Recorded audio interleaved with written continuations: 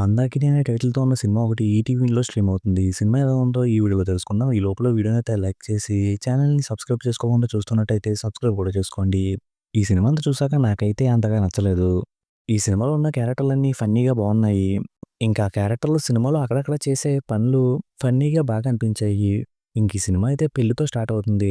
సినిమాలో ఉన్న క్యారెక్టర్‌లన్నీ పెళ్లి పనులు చేసుకుంటూ అక్కడక్కడ ఫన్నీగా రియాక్ట్ అవుతాయి కానీ ఈ పెళ్ళితో ఏం చెప్దాం అనుకుంటున్నారు? పెళ్లి కాకుండా సినిమాని ముందుకు తీసుకెళ్లరా అనే ఫీలింగ్ అయితే వస్తది.